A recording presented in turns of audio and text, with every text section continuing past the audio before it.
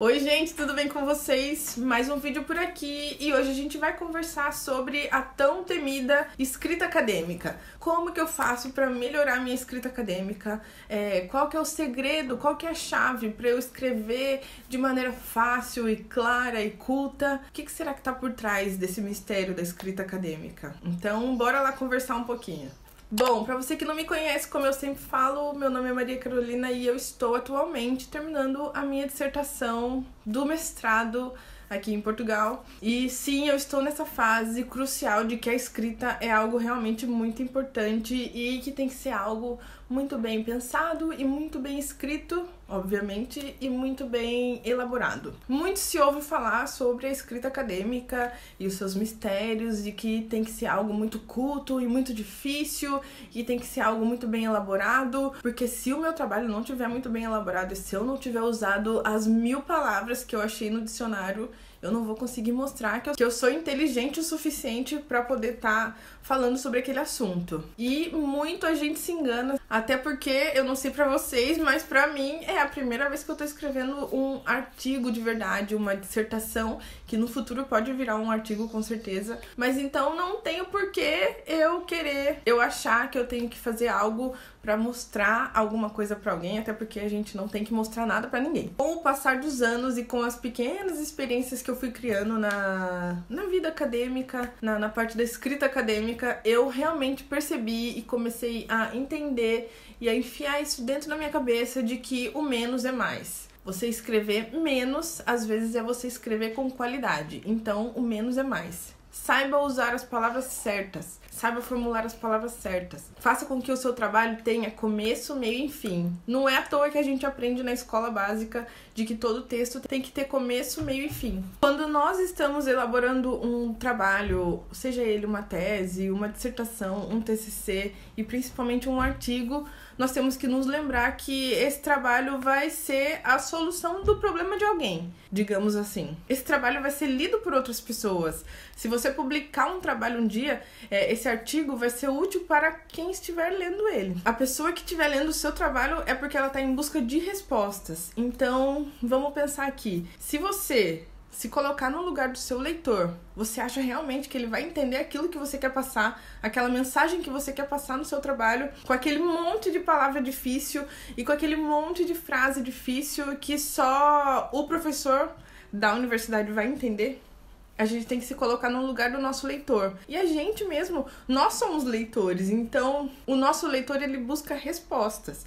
Você não tem que escrever com base só naquilo que o seu professor vai ler. Obviamente que antes da aprovação acadêmica e antes da defesa da sua dissertação, ela não serve muito para outras pessoas, ela só serve para o seu professor. Mas o próprio professor, ele gosta de ver uma escrita limpa, uma escrita objetiva. Eu mesma tô nesse processo agora de dissertação e eu posso falar com convicção de que a minha professora, a todo momento, a minha orientadora, ela me orientou de que ela queria ver uma escrita limpa, uma escrita objetiva, uma escrita sem muito frufru, assim. Pode ser que no começo a gente se confunda muito. Eu mesma já me confundi muitas vezes. No começo a professora sempre coloca aquela pressão de que você tem que escrever muitas páginas, então o trabalho acaba ficando um pouco repetitivo, e daí você tem que ler e reler e volta pra trás e vai pra frente. Então é um processo demorado, é um processo a passos lentos. Mas lembre-se de que o seu trabalho, a sua escrita tem que ser objetiva e que ela tem que ter todo um contexto, ela tem que estar conectada entre si. Então não adianta nada eu querer fazer vários títulos e subtítulos e querer falar de vários assuntos que vão me fazer dispersar do meu objetivo do trabalho. A gente aprende na universidade que a nossa escrita tem que ser como se fosse um funil. Quando nós achamos o nosso objetivo, nós temos que trabalhar em cima daquilo. Então, não disperse muito na hora de criar os tópicos, na hora de criar os seus capítulos. Faça, nem que o seu trabalho às vezes fique com menos páginas, mas também não ache que isso é uma coisa ruim.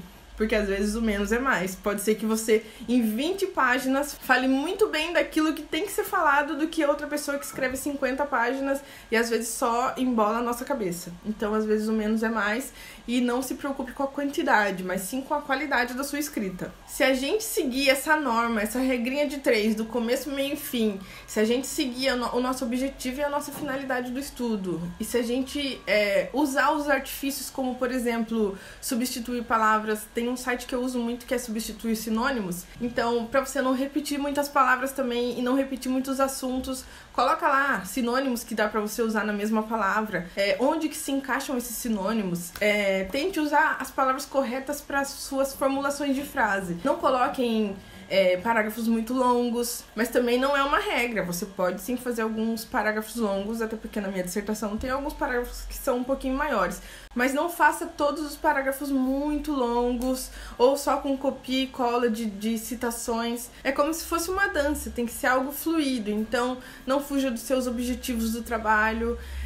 Tente buscar bastante, leia bastante. Eu sinto que o que ajudou a melhorar a minha escrita foi eu ler, porque às vezes a gente lê um parágrafo de um artigo e já fala, não, eu vou fazer assim, assim, assim. Não, tem que ler mais, e ler mais, e ler mais. Quanto mais você lê, mais claro vão ficando as coisas na sua mente, e aí você consegue dividir o seu trabalho da melhor forma possível e da forma com que ele fique um todo bem redondinho e bem encaixado, para que as coisas possam ficar claras e que a pessoa possa seguir aquilo que ela viu que é o seu objetivo do trabalho. Eu tenho a certeza de que se você fizer todo esse passo a passo, de que se você for com calma e ler várias vezes, se colocar no lugar do seu leitor, a sua escrita ela vai fluir muito melhor. Então, eu espero muito que essas dicas, essas pequenas dicas básicas tenham te ajudado para que a sua escrita acadêmica melhore e para que as coisas fluam e que você possa fazer um trabalho bem bonitinho, bem redondinho e bem objetivo. E é isso pro vídeo de hoje, espero muito que vocês tenham gostado.